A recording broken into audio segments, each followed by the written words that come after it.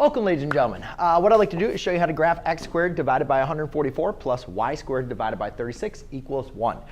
When graphing an ellipse, the first thing we want to do is identify what are our a squared and our b squared. And we can do that with an ellipse because the larger denominator is always going to be our a squared, and the smaller denominator, which will be our b squared. Now, it's important to understand this because when your a squared is under the x, that means your major axis is going to be horizontal. When your a squared, that means the larger number is under the y, that means your major axis is vertical. And what's so important about the major axis is, again, that our vertices, our foci, and our vertex all lie on that major axis. So we can obviously see that the larger of the two numbers is 144, which is under the x squared. That means my major axis is going to be horizontal, right?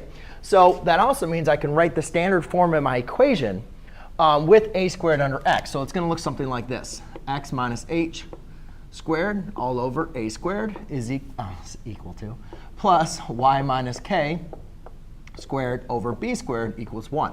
Now, I added the h and b k because those are going to be the points for the coordinates for our vertex. And you can see here, I'm not subtracting anything, right? So our vertex, I mean our center. So our center is in the form of h comma k. Well, since I'm not subtracting anything from x and y, my center in this case is 0, 0, which is very cool.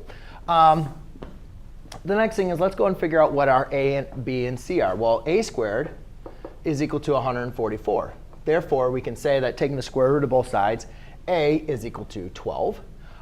B squared is equal to 36. So therefore, taking the square root of both sides, solving for b, we would get b is going to equal 6. Now, the reason why I'm solving for these, because remember, when we're graphing, we want to be able to determine what are the vertices, co-vertices, and the foci. Well, the distance from the center, which we know is at 0, 0, to each of my vertices is 12. The distance to my co-vertices is b, which in this case is 6. The last thing we need to do is determine the distance from the center to my foci, which is going to be the value of c. And in my equation, you can see I don't have anything for c. However, there is a relationship between c squared and a squared and b squared.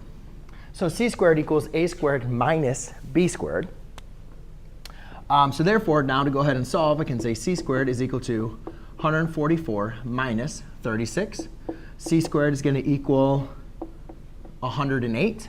And then when I go ahead and take the square root of that, I get c equals the square root. Now 108 I can break up into 36 times 3. And then I can take the square root of 36, which is 6. So c equals 6 times square root of 3. All right, cool. Now I've figured out, identified my a, b, and c. Now I can go and plot my information, or at least graph it. Let's get this a little bit farther over. So I know my center is at 0, 0, right? Now, again, we identify that the horizontal axis, or the major axis, I'm sorry, is horizontal. So that means when I'm determining where my vertices and foci are, I'm going to be going left and right from the center because they all have to lie on that major axis. So let's go and do the vertices first. So here's my center. My vertices are a distance of 12 units away from the center. And again, they have to be on that horizontal major axis. So I'm just going to go left and right 12 units. 1, 2, 3, 4, 5, 6, 7, 8, 9, 10, 11, 12. And 1, 2, 3, 4, 5, 6, 7, 8, 9, 10, 11, 12. So there's a vertice, there's a vertice. Now the co-vertices are on the minor axis, which is perpendicular to the major axis. So I'm going to go up 6 and down 6 to find my co-vertices. 1, 2, 3, 4, 5, 6. And 1, 2, 3, 4, 5, 6. OK, now let's go ahead, before I get to my foci, let's go ahead and write down this information. So my vertices,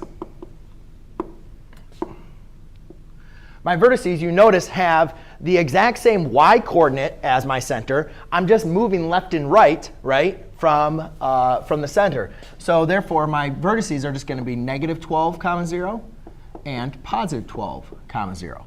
Where my co-vertices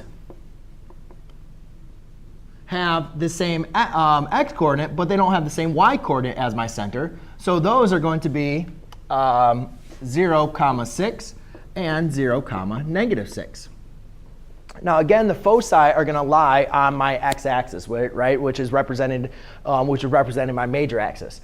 The issue, I'm about to sneeze. The issue with the foci, you can see here, is like, this is like a decimal, right? Or how am I going to graph 6 square root of 3? So the best thing I would do is just, approximate. When we're trying to identify your foci, a lot of times you're not going to have, whole numbers when dealing with all of, foci, vertices, and co-vertices. So I'll just go ahead and estimate. We know that the square root, or 10 squared, is going to give us 100. 11 squared is 121. So the square root of 108 is roughly going to be 10 point something.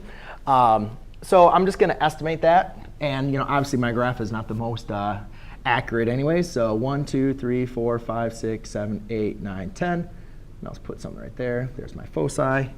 2, 3, 4, 5, 6, 7. 1, 2, 3, 4, 5, 6, 7, 8, 9, 10. Something right there. And then I just go ahead and connect.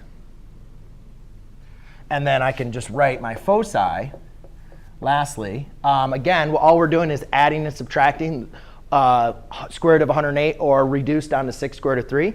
So then I'll just write that as negative 6 square root of 3, comma 0, and positive 6 square root of 3, comma 0. And it's OK to write that exact amount, even though I'm approximating on my graph. So there you go, ladies and gentlemen. That is how you graph your function, as well as identify your vertices, co-vertices, and foci.